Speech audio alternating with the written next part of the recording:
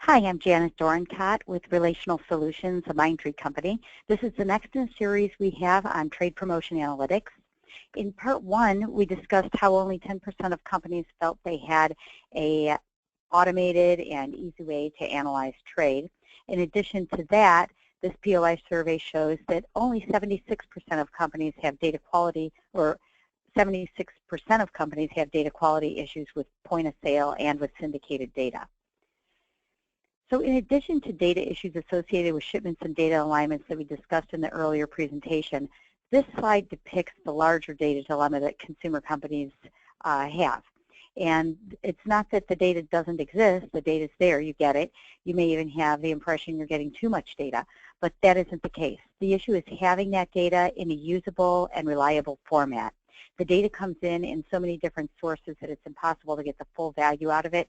So most companies are using it just to produce reports that they need, and they just don't have the time to create new insights, even though the data is there and it exists. But each one of these sources, for example, provides different information and also potentially their own set of reports.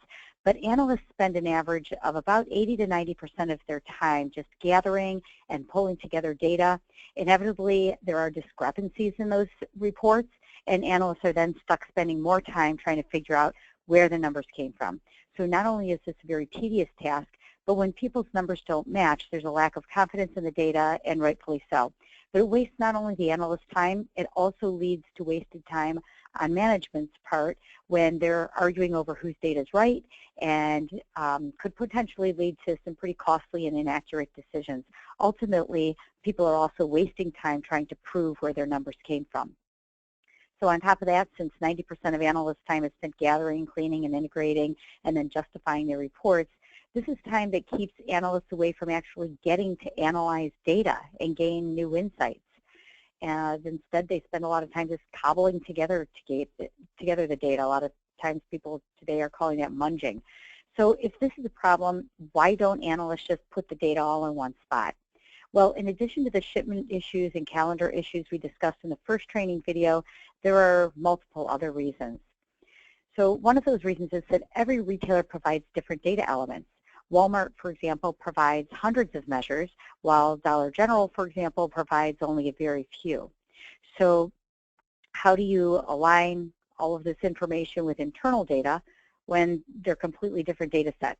The key is the data model, and companies like Relational Solutions have spent years learning how to do this properly. On top of that, retailers and third-party data providers provide their data in many different file formats.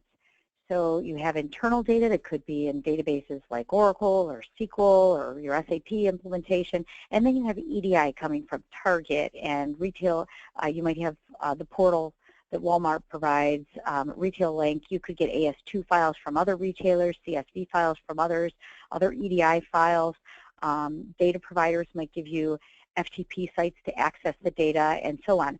So how do you put all of them together without a lot of manual conversion and intervention? Again, companies like Relational Solutions have developed tools to handle this, but to do this manually is very time intensive and very, again, prone to human error for an analyst to do this on a regular basis. Add to that the fact that there are numerous data inconsistencies. One retailer might be sending EDI files. One of those files might be missing data from 5 hours last Saturday, for example. That would produce inaccurate results. In addition, they might discover a month later, perhaps, that the file had that missing data that they sent you, and then they'll send you recast data. The poor analyst then has to go back and figure out which of their reports were affected by that, update the data, realign all that information, and then recreate those reports. Now, what happens when an analyst has to deal with the fact that some retailers pad their UPC digits on the front end or the back end, or sometimes they do completely different things. The problem is, again, how easy is it to align with your internal data? All of these are examples. Other issues are, for example, with the source. Retail Link might be down, or a file that you're supposed to get by 8 a.m. doesn't arrive until 1 p.m. Analysts have to be constantly checking for that data. So how can you analyze trade or anything else if you can't get the data that you need? We can fix all issues, or I should say we can't fix all issues, but what we can do is set up automated processes that will continue to ping those sources and bring in that data automatically when it does arrive, so you're not wasting time on a regular basis looking for that data. When it arrives, we'll be able to automatically pull that in. Also, we've got a follow-up series. There's several other presentations on this, so please join us for part 3 that discusses other analytics issues, and then follow us on these social media sites. These are designed to be a series of training classes that ultimately lead to some solutions for you. So thank you for joining us, and we look forward to your continued participation.